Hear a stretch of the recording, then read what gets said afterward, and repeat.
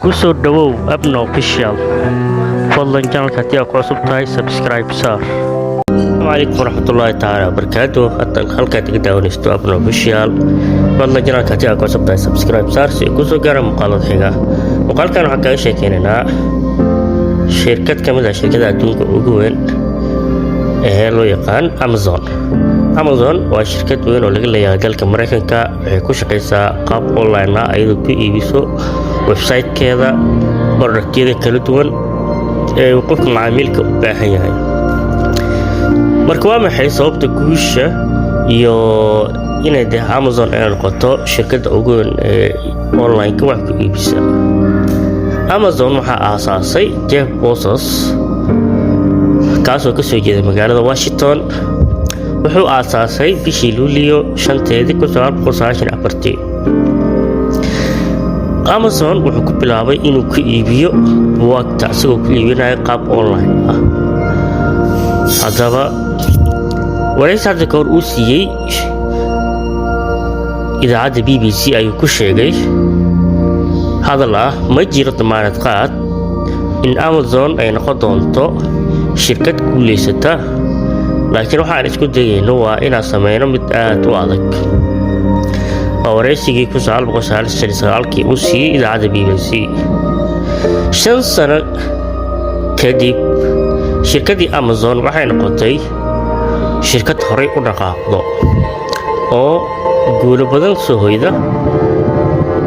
Ka waran bal ninkii 5 sano ka hor aaminsanaa markii uu aasaasay shirkadiisa in waxa uu ku dhaqaaqay wax awood aad u yar ay tahay, laakiin uu rajeynayo meel sare inuu gaaro.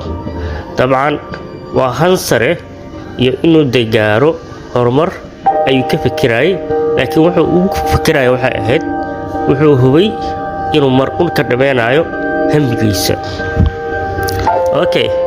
haddaba waa maxay sababaha ay Amazon heerka maanta adduunyada ay ka joogta ee ugu gaartay iyo qaabka u guuleysatay? Amazon waxay ka hormarisaa macaamiisheeda wax kasta ahaatee. sababta ugu weyn ee Amazon ee u guuleysatay waa inay mar walba macaamiisheeda ay ka taxadarto ee ka yarkarayso. waayo aragnimada macaamiisha tayada sare leh ee ay bixiyaan. qodobka labaad ee Amazon u guuleysatay waxaa waaye xulasho weyn oo alaab ah. Amazon waxay iibisaa noocyo badan oo kala duwan oo alaab ah, taas oo u ogolaanaysa macaamiisha inay ka helaan waxay rabaan. qodobka saddexaad ee ka dhiga Amazon inay noqoto shirkad guuleysata waa isticmaalka teknolojiyadda casriga ah, iyadoo mar walba la jaanqaadaysay inay isticmaasho teknolojiyadii ugu dambeysay. ogowna Amazon waxay bilaabatay iyadoo website-ka aad u yaryahay isticmaalkiisa. waad dareemi kartaa 1994 internetka iyo website-ka xaalkiisa siduu ahaa. mar walba waxay ku dadaali jirtay hadba teknolojiyada soo baxa, hadba barnaamijka soo baxa sidii ay ugu horumar lahayd ganacsigeeda. waa sababaha ugu weyn ee Amazon ay ku guuleysatay ayaan dhihi karnaa.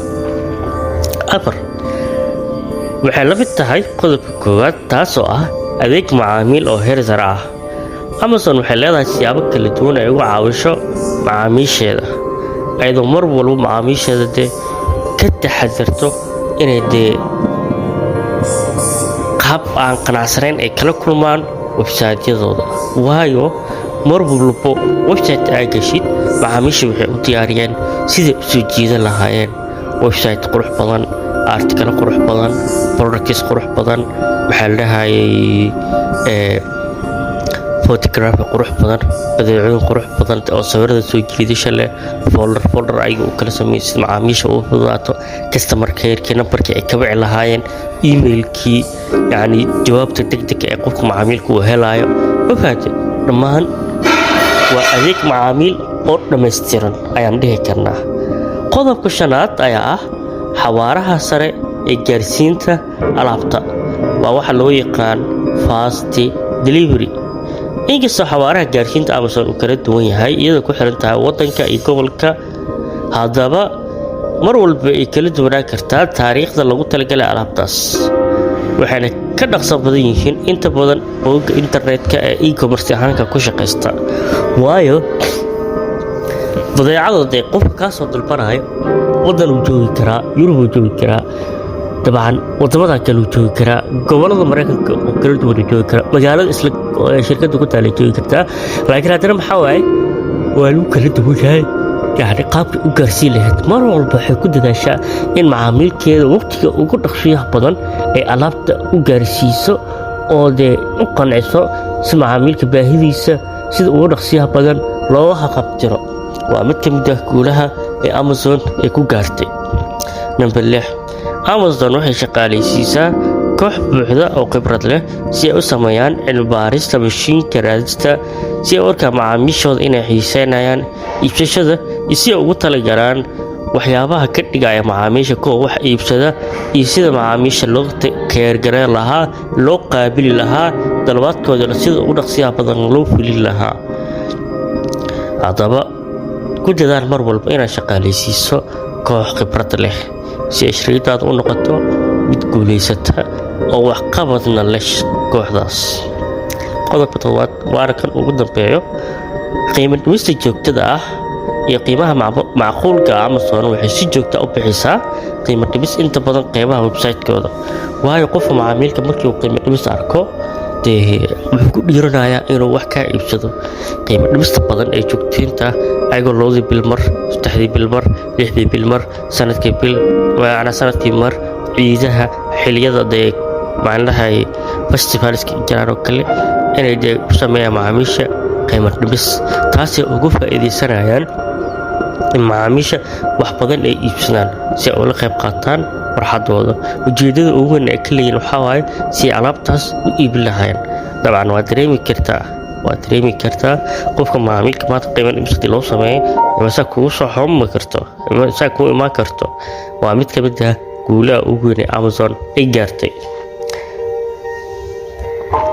halkan mar waliba waxa cad in Amazon ay ku dadaashay hadafka ah macaamiil faraxsan.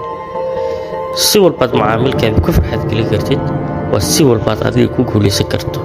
si walbaad macaamilkaada u qanci weydo waa si walba ganacsigaada hoos u aado. ku dadaal inaad qancisid macaamilkaada lana imaadid asbaabaha ku farxad gelin lahayd. maasan muuqaalka waxaan rajeynayaa in badan ka faa'iido insha Allah. dalka jaa ku subscribe saar muuqaalka ku cajab like saar share insha Allah.